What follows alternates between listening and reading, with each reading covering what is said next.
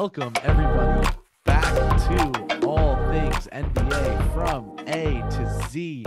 I'm KP, Kris Persianen, here with y'all tonight. I'm here with Albert and Zach, ready to talk some NBA. Guys, what is going on? What's up, man? We are in the middle of the NBA season. I'm excited to get into it. In-season tournament is a hit, baby. That's all I gotta say. Right? I'm all about it. All right, so let's just get going, man. Today's theme for today, the episode is one burning question. One burning question. We are going to do a Western Conference edition. So, at home, listeners at home, you want to follow along, pull up your Western Conference NBA standings. Let's go bottom to top. Burning question, right? What do we know about these teams so far? What do we need to know? The San Antonio Spurs are 3-15. Zach, get us started, man. Let's talk some NBA hoops, man. I'm so excited. I'm jacked up. I'm ready to be here. I can't believe I have this much energy at this hour of the night, but Tice baby is keeping the Clippers alive right now. We'll get to that in a minute, but the San Antonio Spurs at number 15, they're in desperate need of a point guard. So my burning questions, how are they going to get a point guard and who's that going to be? I think it's really holding everybody in the team back, and mainly their number one greatest prospect of all time, Victor Wembanyama. They can't waste time. They got to get this point guard situation figured out. The Sohan experience is over, and it's getting really old and annoying. Victor's showing his greatness just by what's happening with this team right now, and without a coherent point guard, Trey Jones didn't get a fair shake, and that's what I thought was going to be the case to begin with. So I don't know if you guys got any answers to that, but that's my burning question. I'm going to throw this to Al. Al, I'm going to say this. Would you rather, if you're the Spurs, go to the draft, take Isaiah Collier, someone at point guard who you will develop over time along with Wembanyama? Or do you look at the fact that Sohan will be going into year 3 next year, Vassell, that extension, right? Do you go and say, we got to spend money somewhere? I'm going to offer $27.5 million a year to Emmanuel Quickly. Oh, man, you guys know how That was left high I field. am on That was quickly. left field. Um, but so yeah, I mean, there's a couple overarching discussion points here. One is you don't want to waste the talent that is Wemby. Doesn't matter how you feel about him, but he is, a once in a generation type player. Two, do you build your point guard young with the rest of your core? I'm actually going to go counter to that. I think they should find a veteran point guard, whether it's through trade, whether it's through free agency in the offseason, but someone to really lead this team, because there's a lot of talent, individual talent on this team.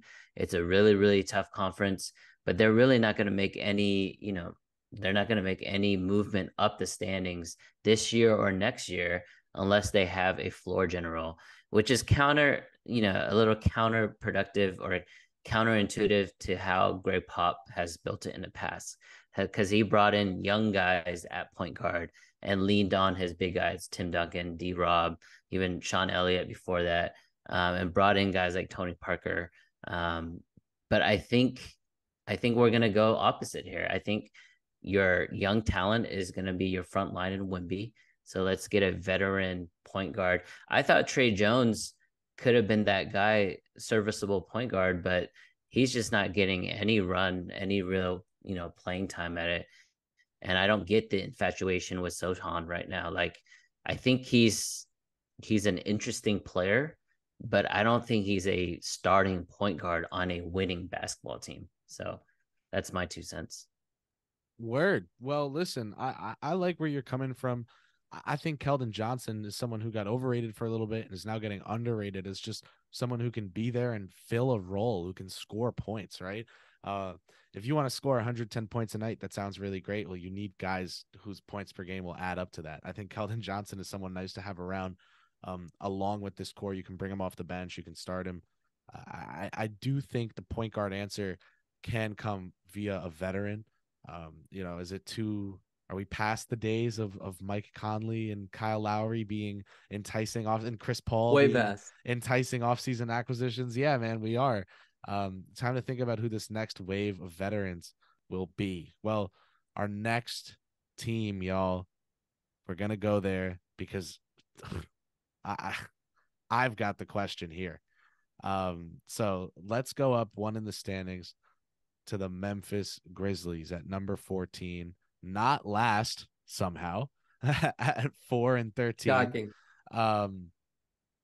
Ja Morant is going to come back.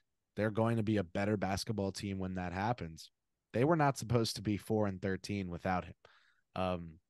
My question for the Memphis Grizzlies, man, how do you draft this next NBA draft, this next opportunity? How do you go about it?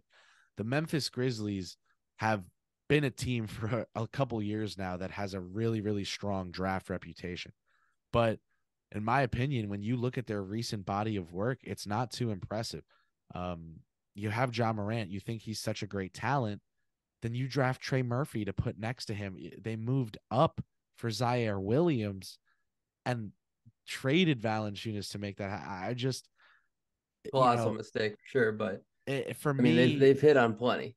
They've hit on draft picks, but recently, man, where's DeAnthony Melton? Right? What happened to Brandon Clark? All right, David Roddy, LaRavia, all these guys they drafted, where are they? Right? So Zaire Williams that traded up for him at 10th overall. Where's the heat? Where's the energy for that kind of move and the result that people have for James Wiseman? Like I barely had Wiseman as a lottery prospect that year. I was not big on him. That's not a victory lap. That's me saying I don't even talk about him not being that good because it's not like, I don't know. It's just, it's not something of importance to me. The Warriors are still a really good team. Now you can start to look at Wiseman, Moody, Kuminga as a body of work, right? That you can evaluate. But if people are going to do that and single out a pick like that, where's the energy for trading up for Zaire Williams? It just, I don't know. I don't know. Yeah, I think they might look at even trading that draft pick. Like, looking at this team, they're pretty polished if you really think Ja's the missing link. I mean, is he going to really make up for being the 29th offense in the league and bring him to top 15, top 10? I don't know. Like, I thought this team would be much better without Ja, and they were close. I mean, they've been in most games. There are a lot of them. What would you say, like 70-80% of the games? I mean, they could have gone the other way. So my thing is, see what you got with Ja, but I don't know. It's a really tough. I might put it as the toughest situation in the league right now with Memphis because you got a bunch of, like, these guys are almost vets. Bane and Jaren Jackson, they're pretty polished, and Jaren Jackson hasn't taken the leap.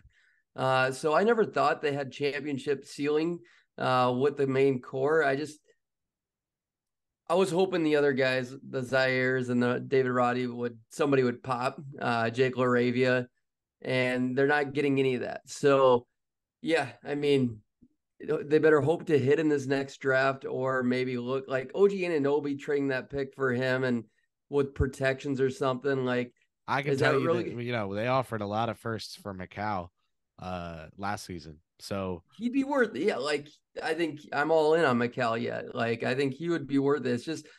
It's a really tough situation because you got Steven Adams there. Like, what are you going to do with them? Like, I don't like the team right now. And I don't know how to fix this team really until I see Ja.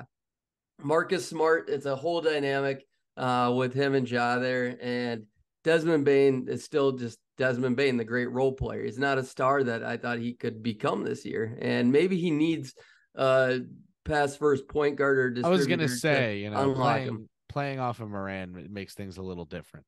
And I'm not a huge Ja guy, but he's a force offensively. For sure. Yeah, so I gotta see Ja. That's all I gotta see. Like, what do these guys look like with Ja? That'd be my question. Al, is that where you're at?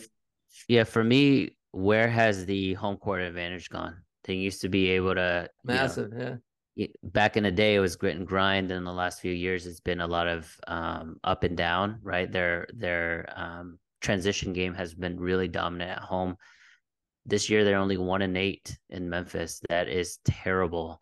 1-8 in Memphis, 3-5 on the road. But yeah, I mean, it's really hard to make an assessment on this team, right? Because their best player is gone. So we'll see how they do. I was hoping, I was hoping they could middle around like 10th, 11th, 12th, and then have Jaw come back and maybe make a run there, but it doesn't look like it. They're definitely not going to be buyers. The rumors for Mikal last year is not no it's no longer justified for this year. So here's the perfect comparison, in my opinion. This last thing I'm going to say on the Grizzlies is the Houston Rockets right now. It should be the exact same formula, to be honest, with the way this team's structured. Like the Rockets have a very clunky offense. It's not great. Like they're just individuals out there having a good game here and there. It's not fluid at all whatsoever. But their defense is elite right now. And last year the Grizzlies defense was elite. They're only missing Ja, really. Ja and Steven Adams shouldn't be the reason why they're not a top 15 defense even right now. And so that's what's driving me more nuts than anything. You bring in Marcus Smart, the defense didn't get any better, or didn't stay elite. Everything just fell apart, and maybe that's a confidence thing. Maybe if the offense isn't flowing, the defense just doesn't give a shit. So that's super telling and interesting to me, but it's like, why can the Rockets do it and Taylor Jenkins is upcoming coach? The Rockets got adults in the building, and you can say what you want about Dylan Brooks last season and in the playoffs, but I forgot about there you go. But let's forgot about the removal there. But let's talk about the fact that Grizzlies locker room has had the issues with Brooks, that a locker room allowed that to happen, and then they were so upset about it after that. Woj is tweeting that he won't be back no matter what. Okay. Yeah. All right. So moving up here, I'm going to ask a question for the Utah Jazz. My question is, can they petition the NBA to just play the New Orleans Pelicans? They are 6-13 overall. But if they don't play the Pelicans, they're 2-0, they're a horrible team. But honestly, from a serious note, like, my question for this team is, what is their identity? Outside of Lowry, which is a known commodity, Keontae George, who I love as a young guy coming up, like, what is this team going to be like moving forward? Obviously, they're not trying to win this year, but next year, 2 years from now, like, what is their plan moving forward?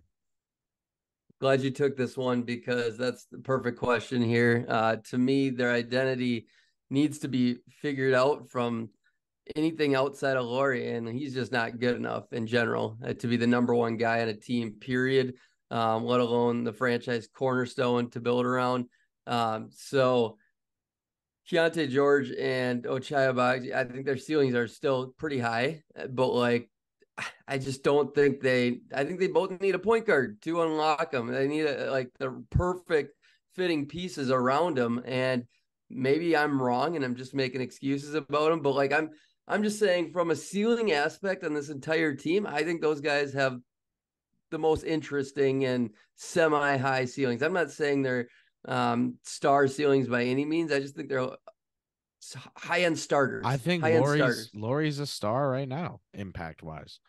And you look, name brand, maybe not. I know I can tell you that Finns aren't necessarily the most charismatic, eclectic, charismatic. Like, that's not our thing.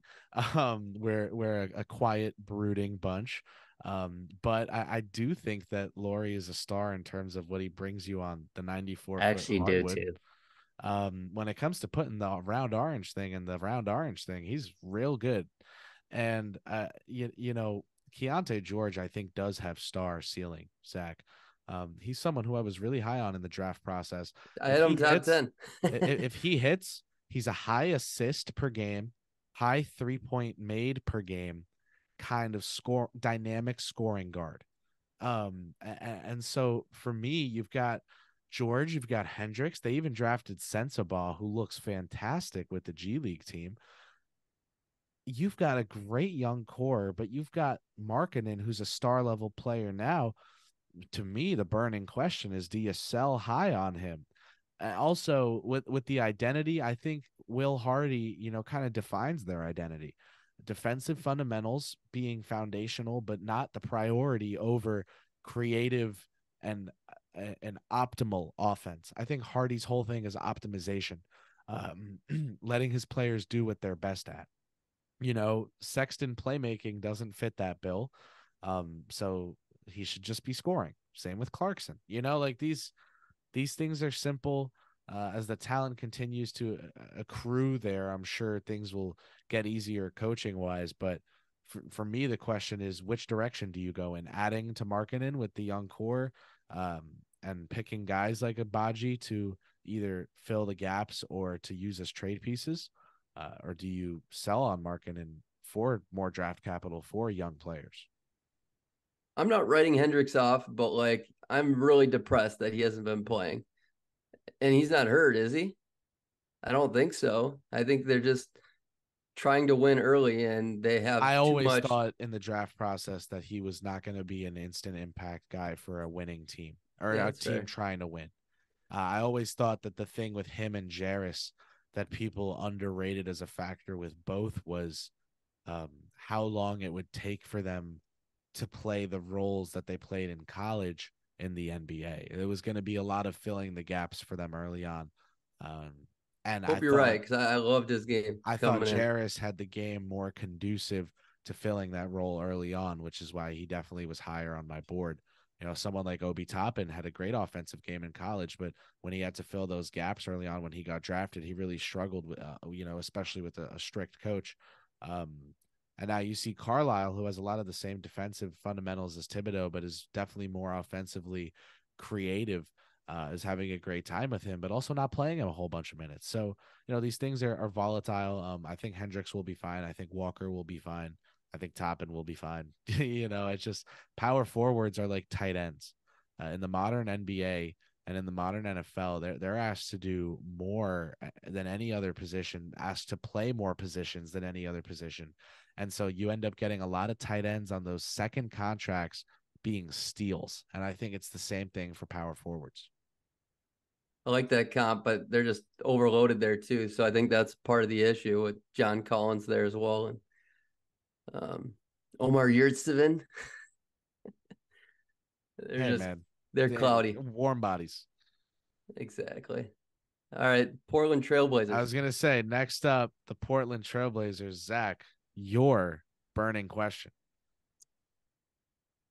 Is DeAndre Ayton gonna get any better? Scoot Henderson? Those are my big questions. I mean, it's 2-1. I'm just gonna throw rookie guard at you. Rookie guard. Gotta give him time.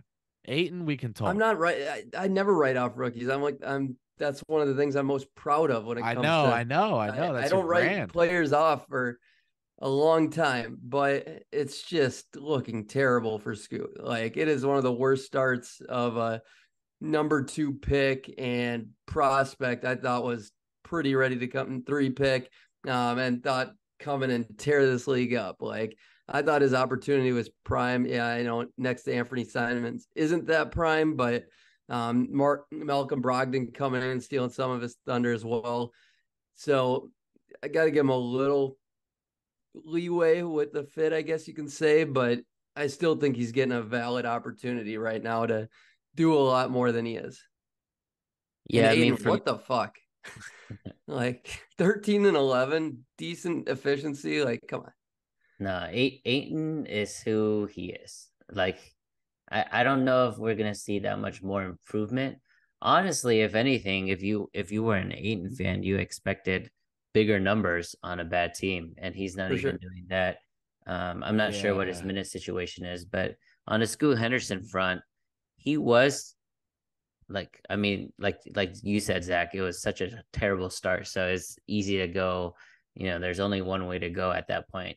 And he was turning the corner a little bit until Thursday night. Last night he was like 1 for 8 or 1 for 9 for only 2 points or something like that. So yeah, it's definitely going to be a lot of growing pains for this team and for Scoot. But I would say outside of their 8-game losing streak, which was insane to think about, they're actually playing a lot better. They're in the middle of like a 5-game road trip. They've won 3 of those. They've won the last 3 of 4. They still have a couple games left, and pretty impressive wins that they're leaning on their defense, which is really cool to see. Like, you don't see that very often when it comes to young teams, but they held Cleveland in 95. They held the, super explosive Pacers to only 110. They lost to Milwaukee, but only gave up 108, only gave up 105 to Utah. I mean, their defense and then also the pace, obviously, they play a lot slower. But I'm very impressed with their defense. I think they're going to be a pretty scrappy team from here on out after that really poor start. Great points. Who would have thought they'd have a better defense than the Lakers and the Memphis Grizzlies right now? Yeah.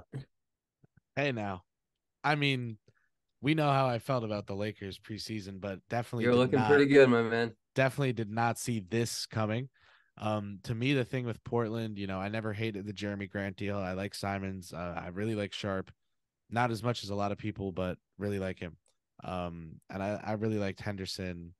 I just think I don't want to say nearing like Weaver Detroit territory of you keep getting all this talent, but none of it fits. But I do think there's something to like goals aligning,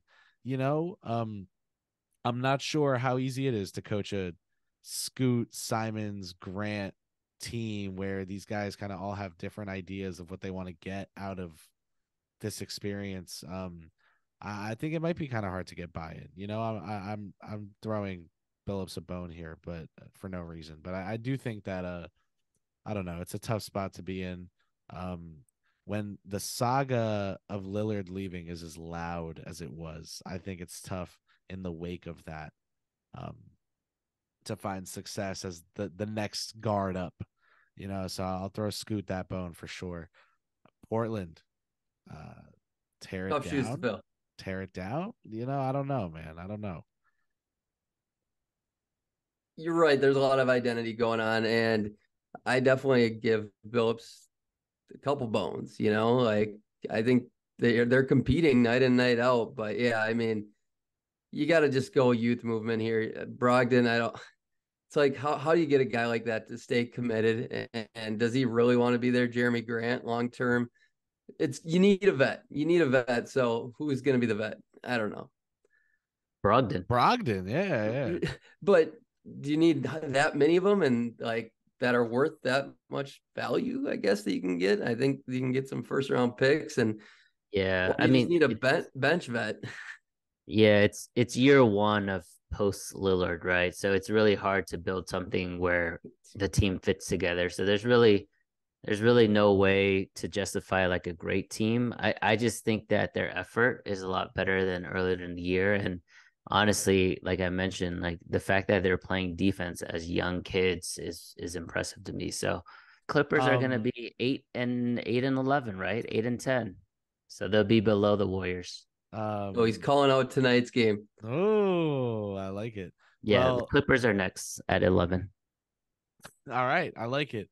I like the energy. I will take the Clippers.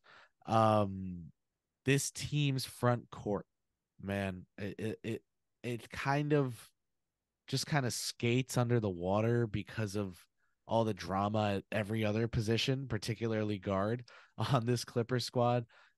Is this a playoff championship front court? The depth included, the depth included. Absolutely not right now. Zubac is getting better. So here's the thing, like I've always said, you got to give teams 30 games plus. I mean, look at the Dallas Mavs right now. Shout out Jason Kidd recently. Love the fire back at Tim McMahon, douchebag. But it was great. Teams need that. Like the team needs to hear something like that. Kyrie came in there mid-season. The team wasn't great to begin with.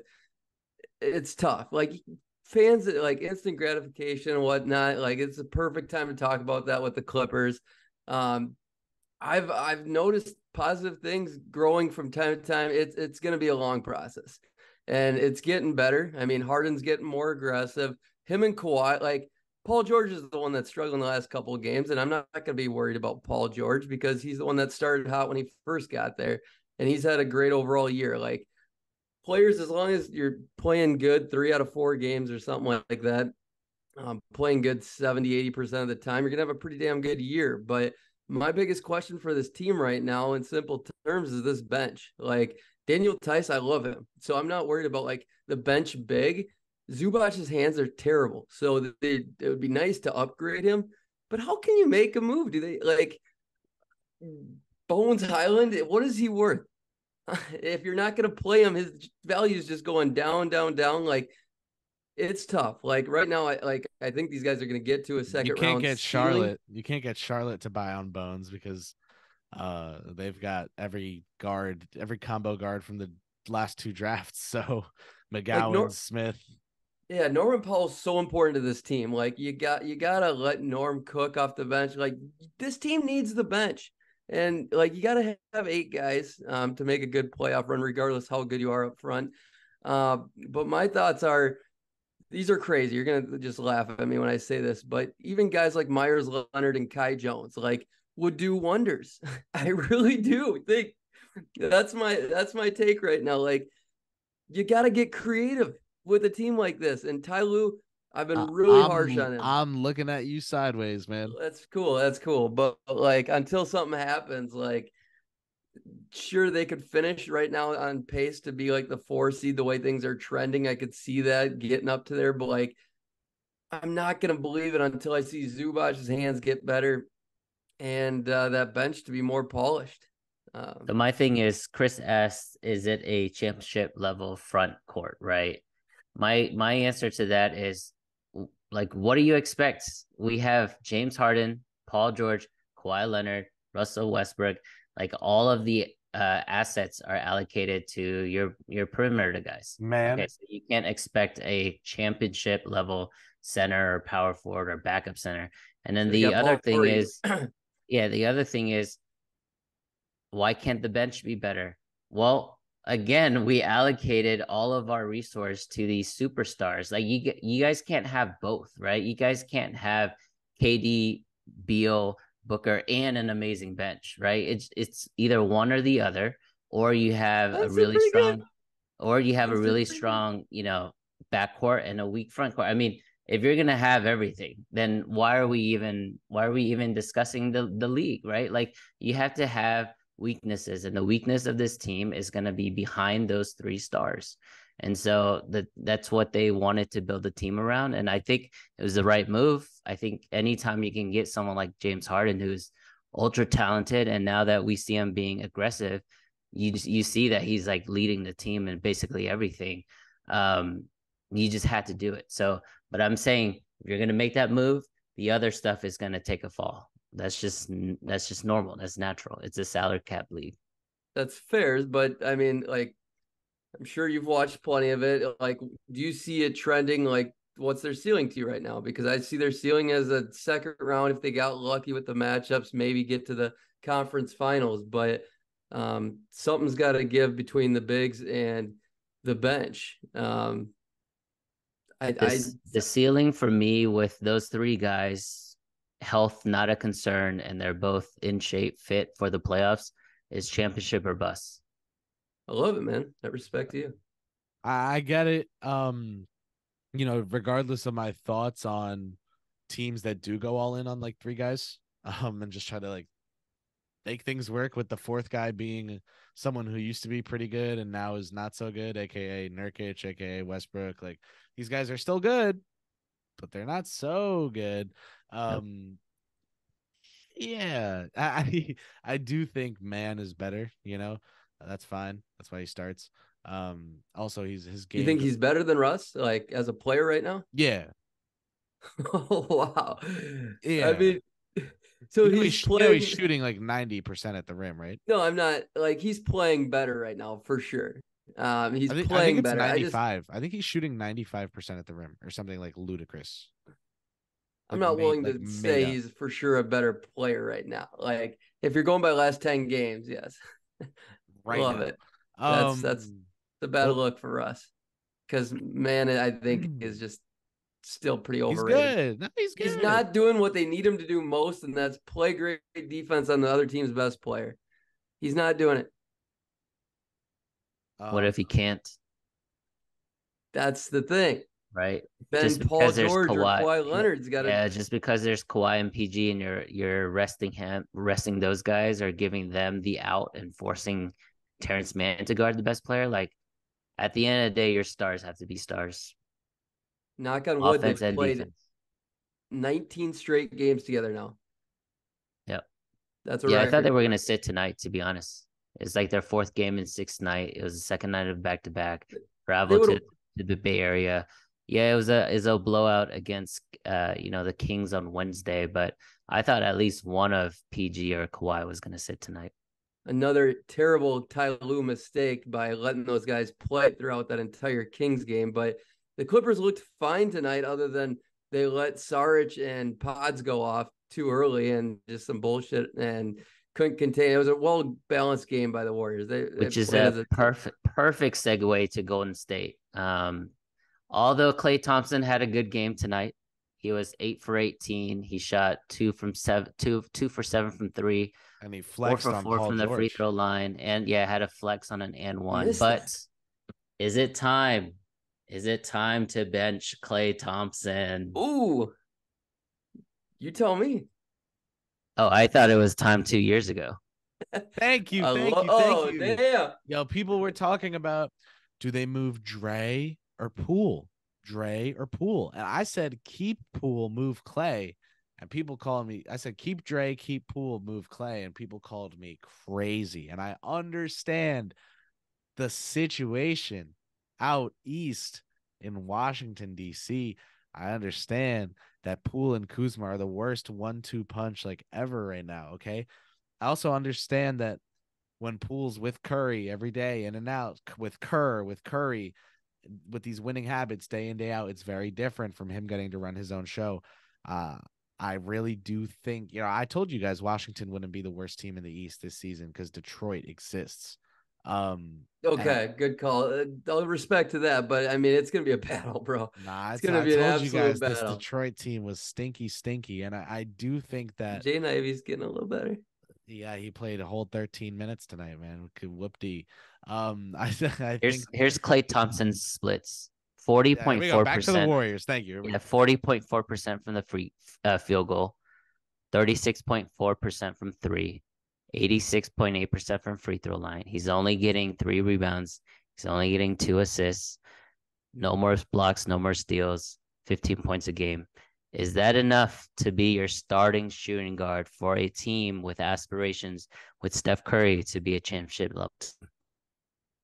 Hell no. I mean, I'm as worried about these guys as any team in the league, to be honest. And the biggest eye popper to me is Steph Curry just looking fed up with this team. Like last night, just looking off Klay for a wide open game winner. Like it seemed really intentional, but he just Steph Curry, man, like he's done this 2 years ago too, without Wiggins and Klay, when they're both down.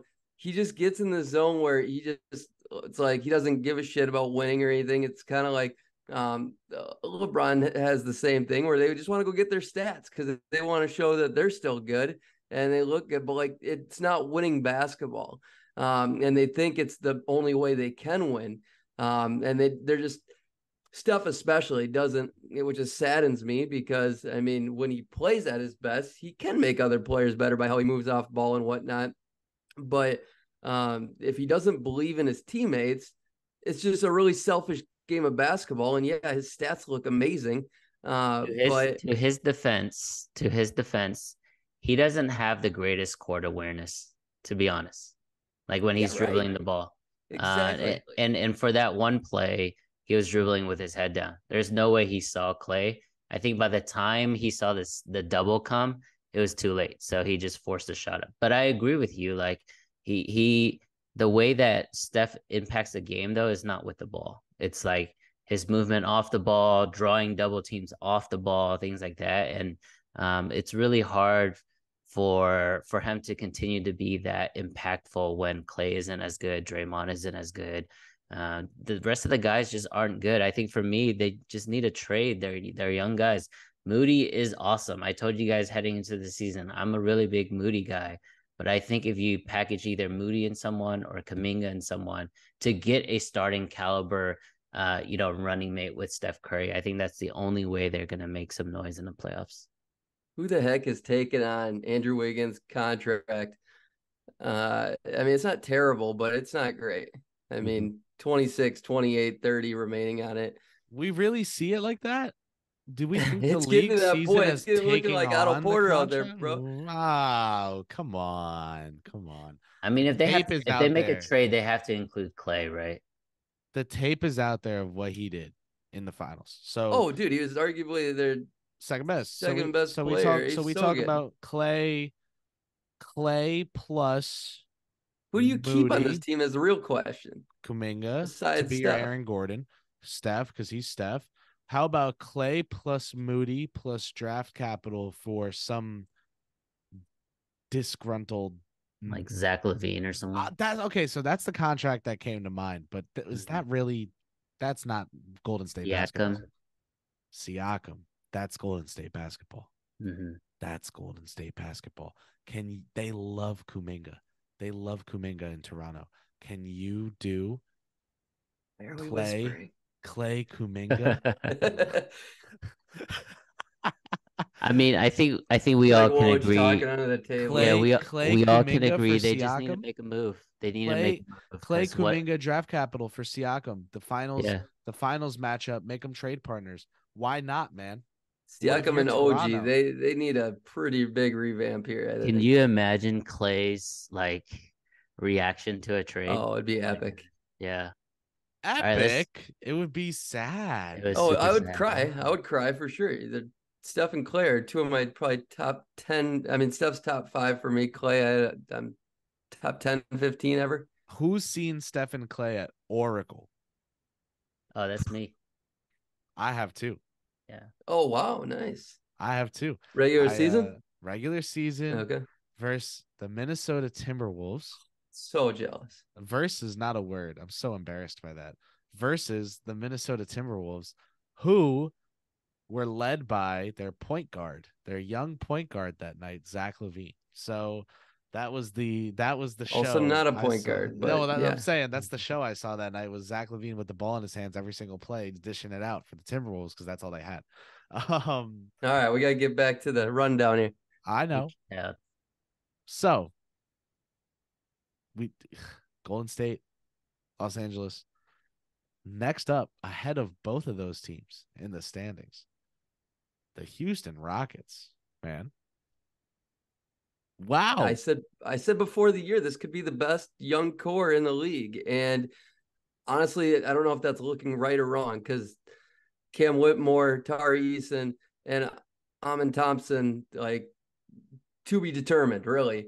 This team's been more about, I mean, Sengun's popping off and Freddie and Jabari's playing a role. But my thing is, my burning question is, how does this offense get better? And like, to me, they could honestly be a team that's having early season success. I don't buy that. I think they're here to stay. I really do, because I think the youth is only going to get better. I think it only can. I believe in their guys wholeheartedly yet, but I'm a strong proponent is I'd much rather have early season great offense, good offense, than elite defense. And the number one defense with a 20th ranked offense right now, or wherever they are, it's not good. It's not a formula. It's not. This is an offensive team that's built that way. I believe in their talents. It's just how do you guys think this team comes together? For me, I think it's easy. I think they need to play through Sengun a lot more.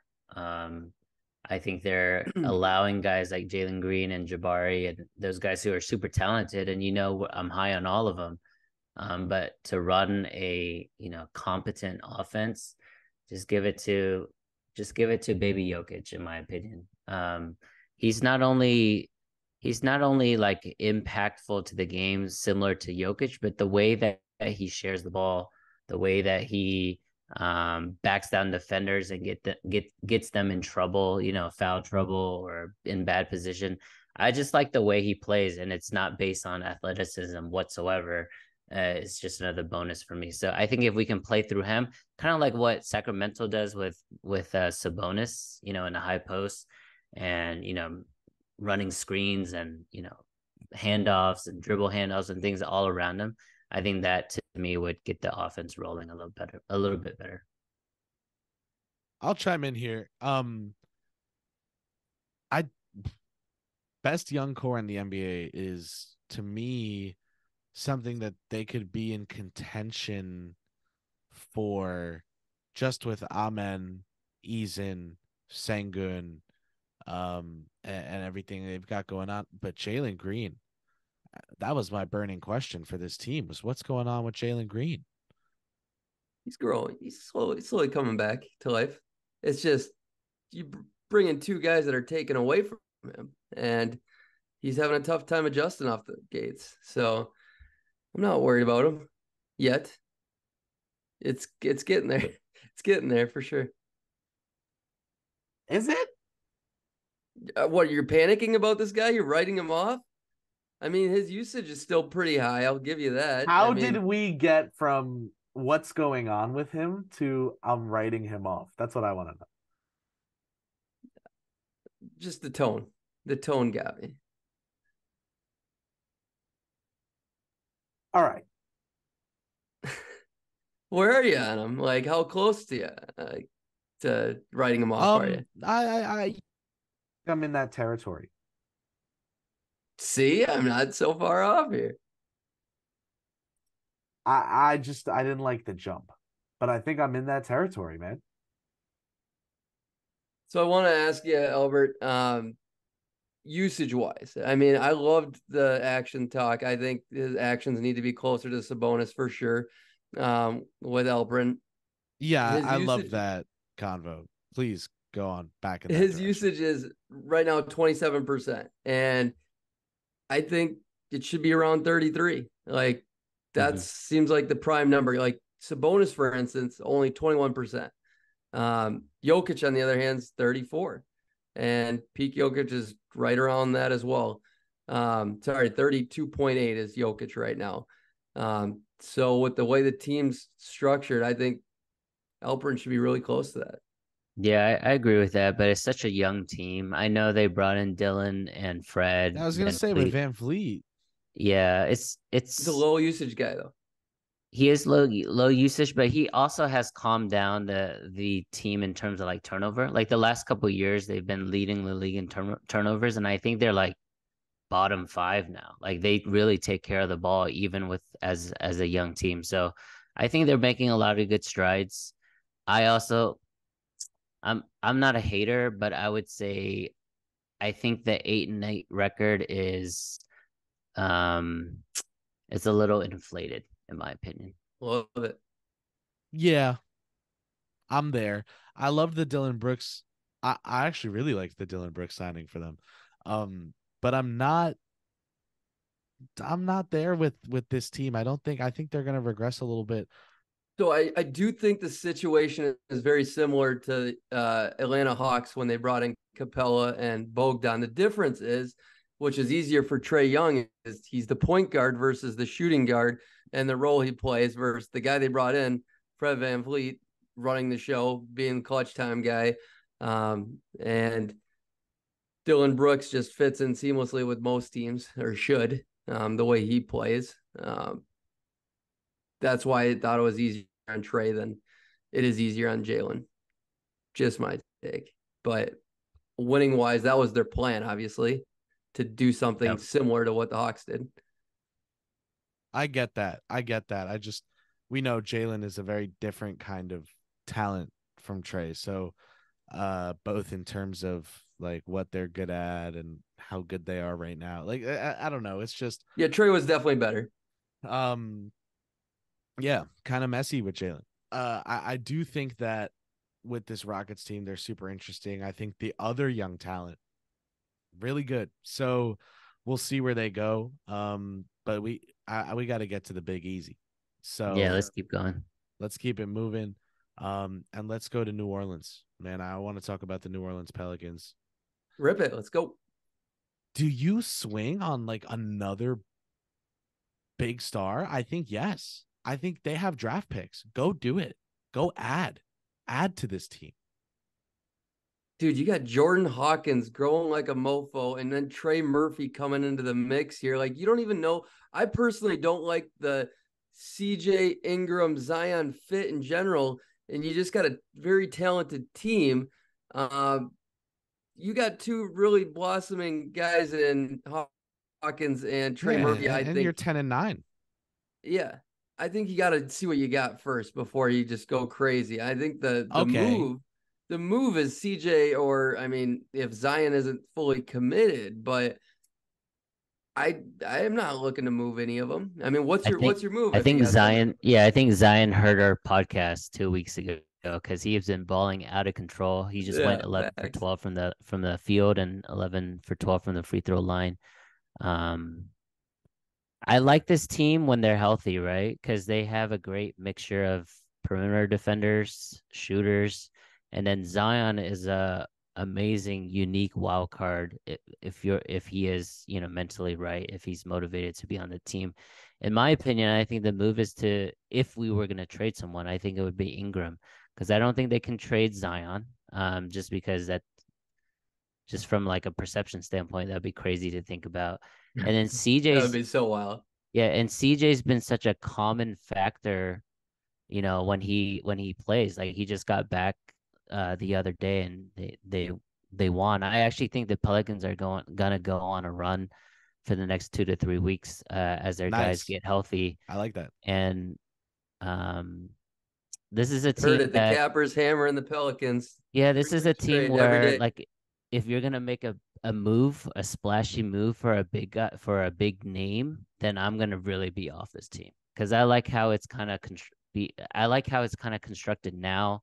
The fit's not perfect, like what Zach is saying, but I like how they work together. And again, like if Zion is right, if he's dominant like that in the low post, like there's not many teams that can handle that. With that, I think it's very balanced. I mean, just across the board, they have a little bit of everything. They're not great at anything yet, but I think once all the pieces play 10 games together, that's a big question mark, obviously, with a Zion-led team. But I think they have most things you need to have a very high ceiling, successful basketball team. But the question is, how high is their ceiling? So that's to be determined. All right. Fair. Um, I think go. Go add. Like just do it. Um, my hot take, I don't agree. You're not gonna tell me I'm writing him off and I'm gonna push back in advance. But with those draft picks that you got, what can you go do with Dyson Daniels? I don't know. I don't know. I don't know. I don't know. He's worth a decent penny, you think? I think just as a trade piece, finding a team that like has talent but would sell it. That's like would take someone young. Yeah, and he's a little redundant to Herb Jones and Trey Murphy defensively. No, I'm cool with him off the team for sure. He'd definitely be I was as low as anybody on him coming in. I'm still not, but like the Chicago Bulls, that would be a good team to go after him. But do the Pelicans winding the Bulls have besides Alex Vucevic Caruso? and Caruso. Probably just Caruso. Is Vucevic that much of an upgrade? He's an upgrade over Valanciunas, but that much? Is he an upgrade over Valanciunas? he No, for sure. he's not. What? Come on, a No, much better shooter. I'm so he's low on good. Vooch, man. He's good. No, Vooch is chill, but he's not like, yeah, I'm low on him too. But he's still got something to him. And he's having a good game tonight. They need Mitch Robinson. Yeah, every team in the league needs Mitch Robinson at this point. I mean, Man, him or Rudy Gobert, but yeah, he's listen, affordable, Rudy. I want to see if I can get this stat up live right now, as we talk about this. But listen, if we're talking Mitch Robinson, can we talk the fact that coming into the game against, okay, I got the stat up. I stalled for long enough. Coming into the game against the Detroit Pistons, he was averaging 5.8 offensive rebounds a game. 5.8. Yeah, nuts, man. 5.8 offensive rebounds. No, it's incredible. I loved the story today about Mitch Robinson and his coach living together too. That's so sweet. Okay, yeah. Awesome stuff. Awesome stuff. His Wow. high school coach Lost, unfortunately lost his wife. And Mitch said, "Hey, Coach Butch, that guy helped me get where I'm at. Now I'm gonna help him get somewhere better too." And he invited his coach to come live with him. That's the NBA, man. I Getting want to know what that guy's access. doing in New York City, living with an NBA player. I want to know behind the scenes. Well, Mitch But doesn't. I'm not trying to be weird, but I'm pretty sure Mitch does not live in New York City. So I think okay, he's part of the that's faction of more NBA players that live up by the training facility, not by the arena. fair enough. All So right, maybe some nature and calmness. So love it. Number 7, the Lakers. Who I wants don't to, have I don't have a burning question because y'all know where I was at with this team. I guess all right. we don't need to have a question here. I'm actually not that disappointed in their start. Like they had No, a terrible. we gotta have a burning question. I had they Is had a LeBron terrible toast? start. They had a terrible start last year, and they started this year like 3-6, 3-7. Since then, I think they've been pretty decent. Obviously, the most inconsistent superstar we have in the league is Anthony Davis. So I guess the question is going to be around him. Like, how much longer can the Lakers franchise, right? This is I don't know, 17, 18 time champion, franchise. How much longer can they really rely on this guy?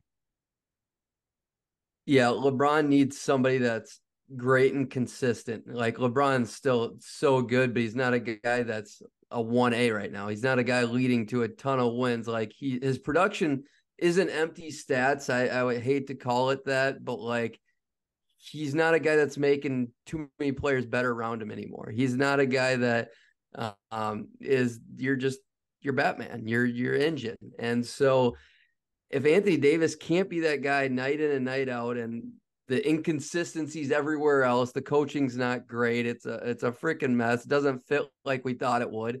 Um, you're right. It all revolves around Anthony Davis, and how does that just fix? Like it I seems think like they he want to is be who good he right now. is, It right? seems like they're trying pretty hard. It's not like some early season coasting, but I hope you're right.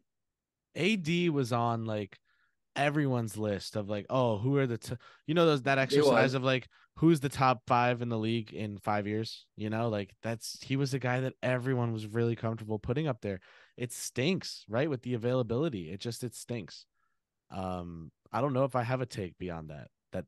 It really But we stinks. don't need to. Number 6. Sacktown. I have a burning question. Is this a Western Conference Finals team? Heck no. Hell no. Absolutely not. Really? There's your answer. Simple, plain. My That question was, quick? how can you have a high ceiling with that defense? Like it's the same as last year, no matter how good their regular season offense looks. And it might be good in the playoffs too. It might be, it was pretty good last year in the playoffs. Don't get me wrong. But what's their move to make defensively? Like, how do they get better defensively without burning it all down and starting back up with just De'Aaron Fox? That's They are tough. they are the only team in the top 6 in either conference, so top 12 teams with a negative point differential. Like this is not a good team, guys. I'm sorry. Like Whoa, there's whoa, whoa, whoa, whoa. there's gonna be Okay. A nights where great they get regular hot. season team. Yeah, there's gonna be nights where they get hot, whether it's Monk or Horter or one of those guys, and they're just gonna run people out their gym. But in a 7-game series, when defense is scheming against your best guys, like I just have no faith in this team.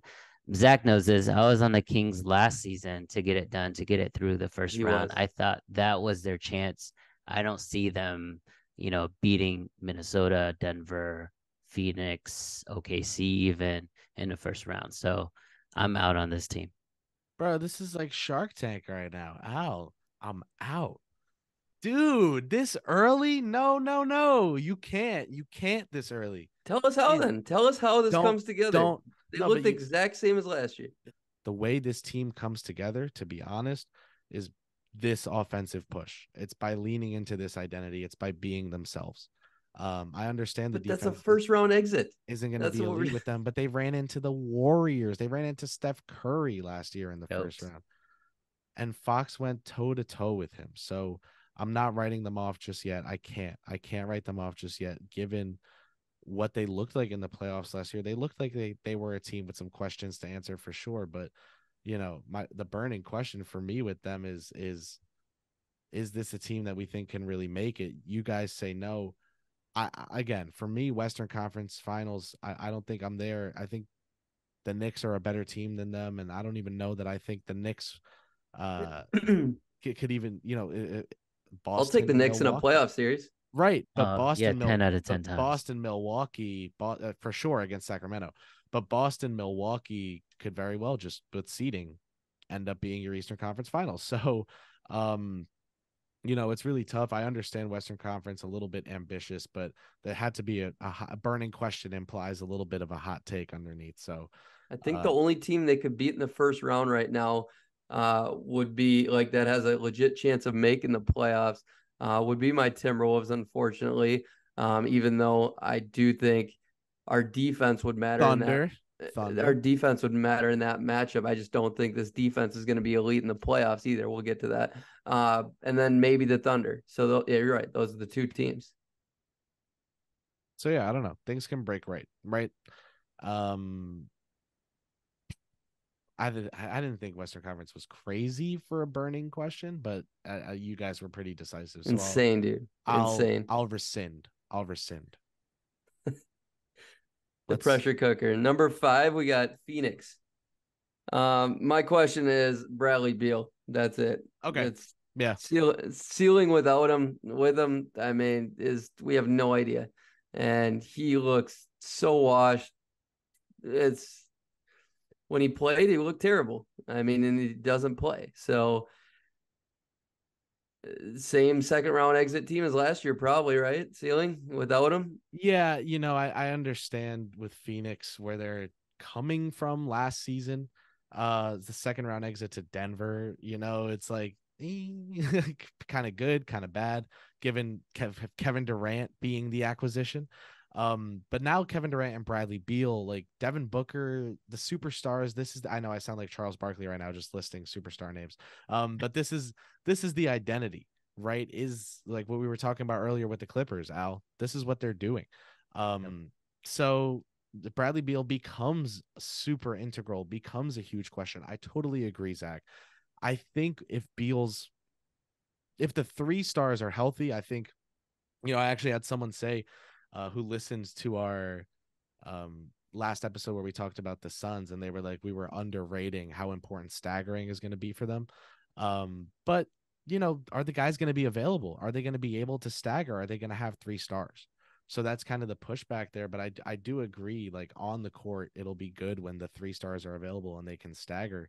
The thing is, the 3 stars haven't been available. Is that going to continue? So totally fair. What's crazy with this team is there's a lot of question marks. There's, injury concerns, all of that, all of this negative stuff. And they're still 11-7. Like, good. They're good. Yeah. When they're playing, when 2 of their 3 guys are playing, seems like they're doing pretty well. 11-7 is not too bad.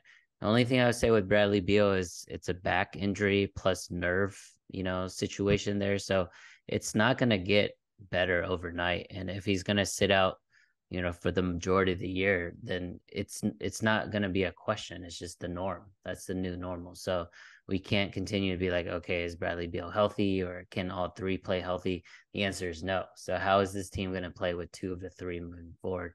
And not only that, the Suns kind of like other guys have been hurt too, right? They haven't been playing as much.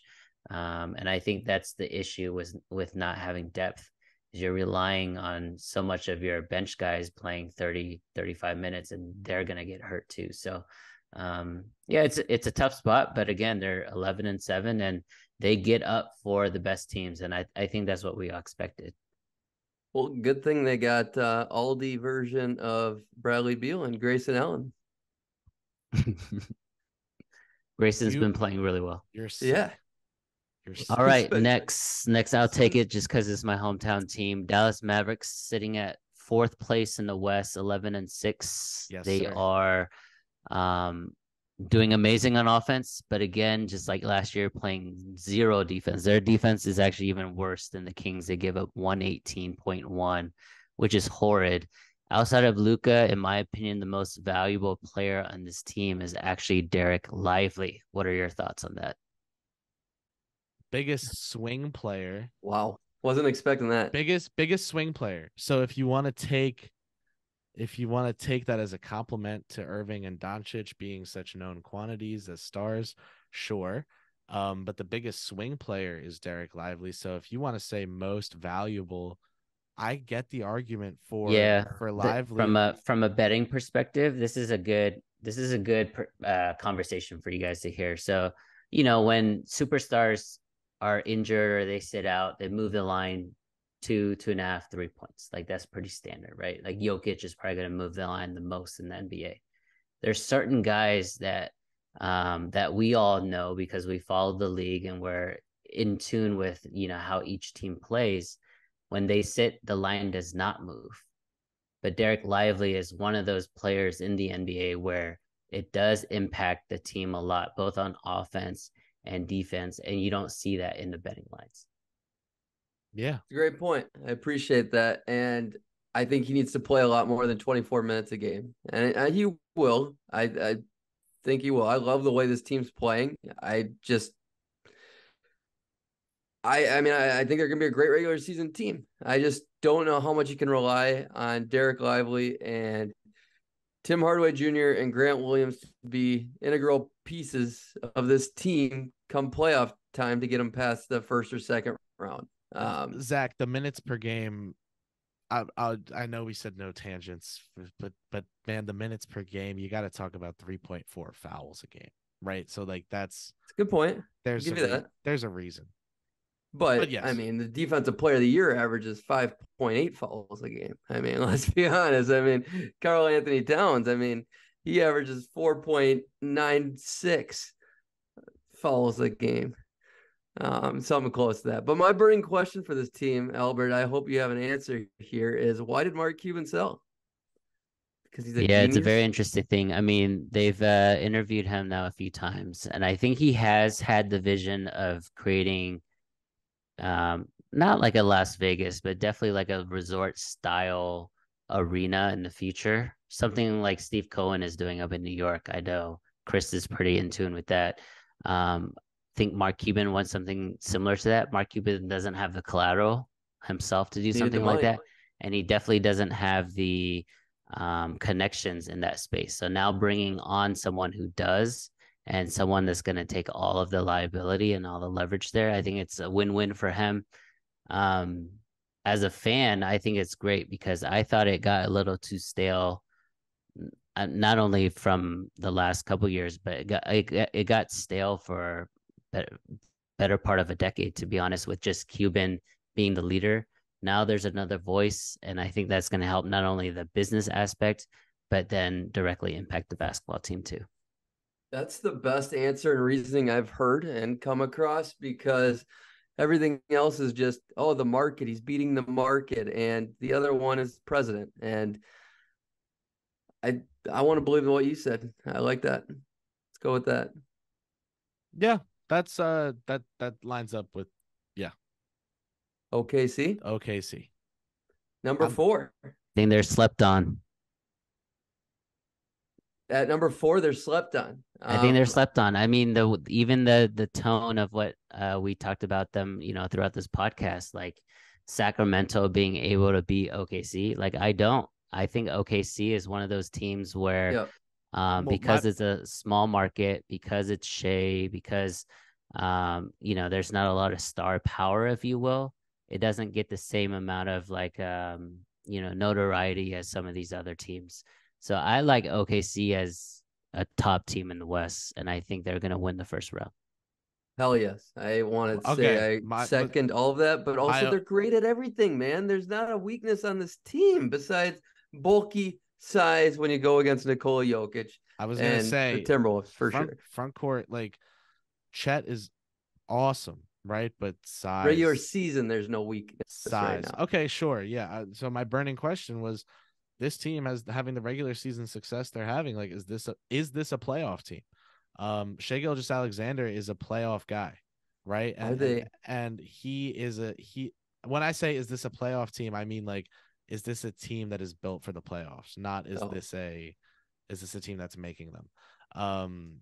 I understand now the phrasing of that was poor. Is this a team built for the playoffs? I see them in the second round. Yes. They're better than everyone. Besides maybe they're definitely not better than the Nuggets. Okay. Then there's the Dallas Mavericks and Clippers that you can throw ahead of them right now that I would trust outside of them. Like, they're in that Dallas. mix. Yeah. Yeah, I would right now, gun to the head. I'm taking, it's close. I don't know. A gun to the head, I might lean Dallas just because of Luka factor, but Shai is so good though to end games. I take Shai over Luka ending games. I love that you say that. As a Wow. Dallas Mavericks fan, for sure, like, that just made my night right there. But how good do you think Facts. Chet's ceiling is? Because I'm right now, I have him probably a top 10, 15 player at his absolute peak. I'm not saying he's getting there this year, but what do you guys think his absolute ceiling is? He's rookie of the year right now. There's no debating that. Oh, we talking about Chet?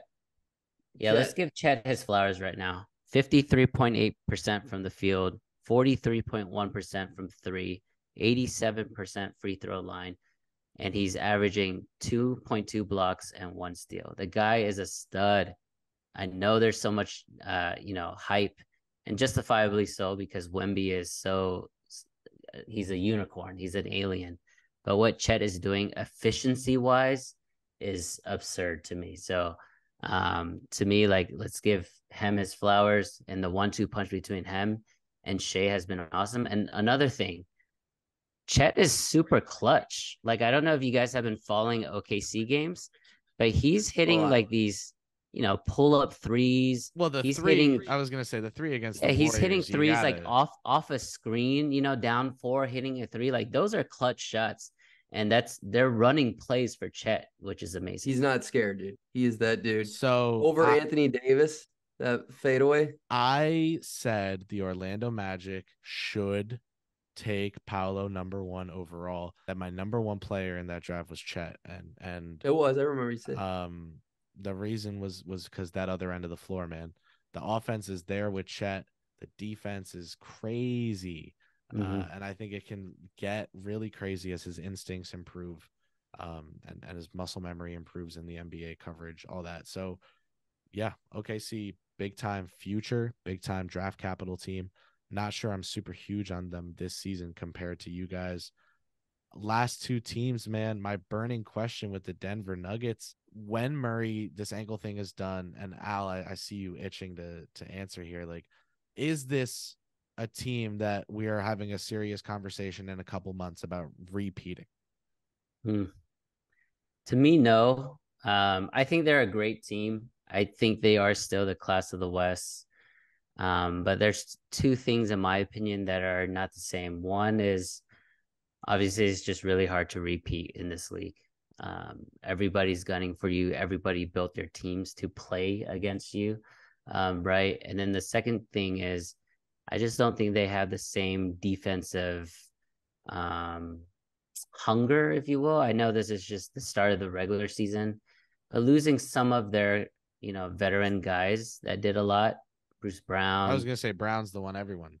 Yeah, like, I know we expected guys like Christian Brown to step up, and Peyton Watson, but he's been hurt. Like, even Reggie Jackson has had a revival to his career, but it's not the same from a defensive standpoint, because that's what you need around Jokic, in my opinion. Like, you're always going to have brilliant offense, efficient offense, killing you in the half court.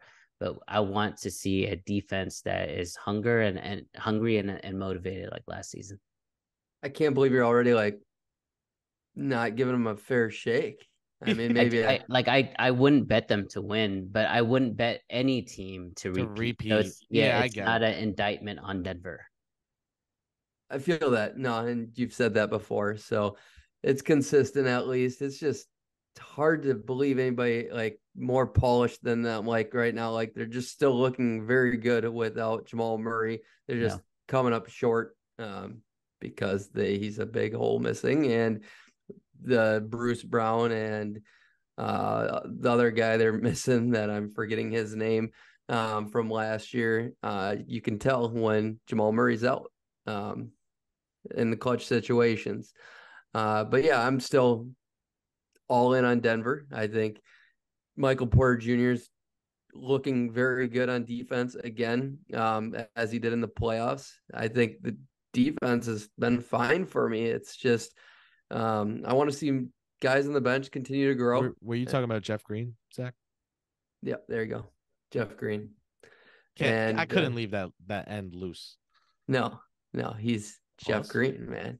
This is a team with the best home court advantage in the NBA, and it's been that for I think 2.5 seasons now, and it's continuing this year. They're 9-0 at home, and it's just in my opinion, just a very unfair advantage, especially if you get a team that's on a second night of back-to-back to have to travel to elevation like that. So they're definitely gonna be up there in terms of record because they're gonna end up winning 85% of their home games, but I don't know. I just don't feel the same magic. And maybe because we saw it, right? We saw what it was just 5, 6, 7 months ago. So maybe I'm hoping for that or I'm searching for that. But right now, early in the season, I'm not as bullish as I was last season. Fair enough. Let's fair. Talk about the number one favorite in the league right now in Zach, Albert's mind. The Timberwolves are still in first place, having the best calendar month in this is your entire life, dude. I'm melting out here. We're 9-1. I'm making you take burning question for this. Yeah, you got this. Is the floor is yours, man. This is your moment to shine. Al got Dallas. You get Minnie. We won our first game without Anthony Edwards. Karl Anthony Towns looked like the dominant force that we've thought he can be from time to time, and I'm one of his biggest detractors, but this year has been special how he's been able to just embrace the number 2 role and just be who he is and just grind it out and get better and be a dog. I'm really worried about Ant. So I mean, the burning question, plain simple terms, like how many games is he gonna miss? Because this is a team like we need to finish high if we want a chance to win even one round. Because I've always said we could win the West in the regular season and lose in the first round very easily.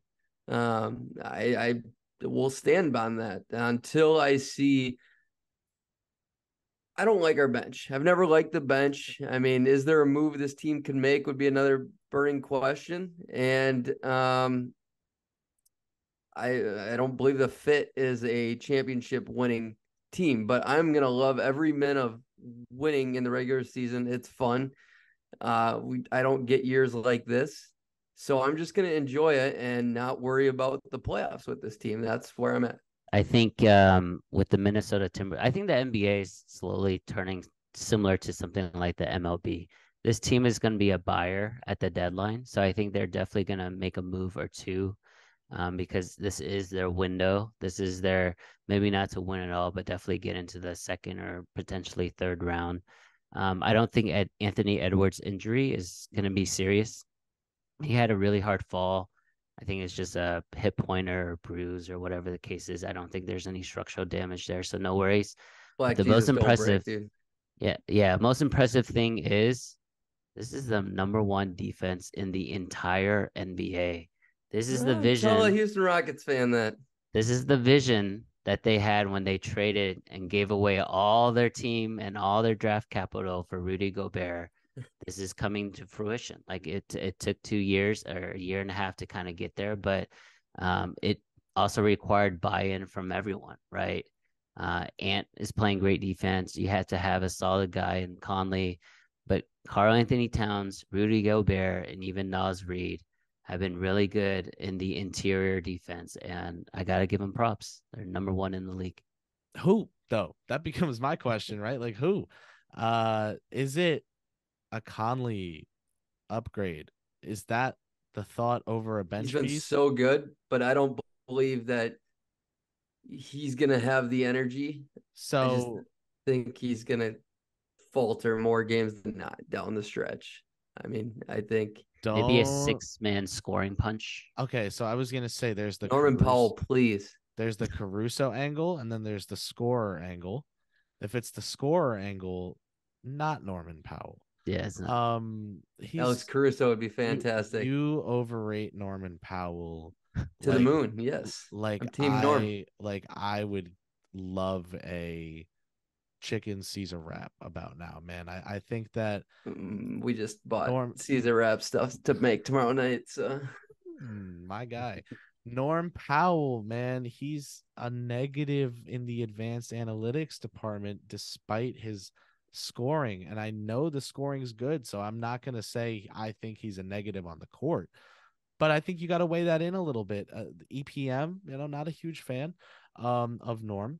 I just think that, hey, man, this is a Timberwolves team that has guys that I love in Nas Reed. You can't move him, right? You got to keep Nas. You got to. I'm so glad I don't run them because they've made a very weird decision in the Gobert trade that now leads to some very tough decisions. What kind of midseason trade do you make, especially with your picks so tied up? We'll see. We'll see. Yeah, I don't think they're gonna move. Being first place in the West, right? Just first place in any conference. You're not gonna move your core guys. So just I get think Kyle Anderson off my team, please. That'd be really, great. I like Kyle Anderson a lot, to be honest. I do think that Anderson's really cool, New Jersey, so I'm going to stand by him. The Minnesota Timberwolves are fun, but they're good fun. They're not just fun. They're good fun. That's awesome. The cat game was great, right? Like that's a real thing. I think that means something. To like off the court, like I think that means something a little bit. Sure. In that locker room for Cat to be like go do the thing. Let's keep seeing it, man. Let's keep seeing them growing. I think It's almost a Finch. blessing in disguise for Edwards to get hurt, right? So he sits out 2 weeks or 3 weeks because he played over the summer too, right? So Therefore, it's good exactly. for Yeah, him. It's good for him to take some time off and at the same time elevate Cat and the rest of the guys to really step up. It's what the Lakers did last year. They sat LeBron, and then Anthony Davis had a nice like 6-week run there. So, no, it's Maybe a the Wolves solid go get team. D'Lo. Yeah, bring D'Lo back. Bring D'Lo back then. Can I talk? That's my final take of this podcast. Do it. Wow. We're Do all it. in agreement. Bring Do it. D'Lo. Do it. Do it. I think they should do it. I know they're not huge fans from his short time there. Guys, wow. What We an did it. episode of All Things NBA. We made it through the entire Western Conference. I've got a Knicks beat report to go edit. Stay tuned to All Things NBA here on YouTube or here on Spotify or here on Apple. Wherever here is for you, we're there. Stay tuned. All Things NBA presented to you by Ball is Life. Appreciate y'all, Ryan. Keep smashing that rate and subscribe. We need to keep growing with you. Thanks for tuning in. From A to Z, we've got you covered on All Things NBA presented by Ball is Life. Thanks for tuning in, everyone. We'll see you soon.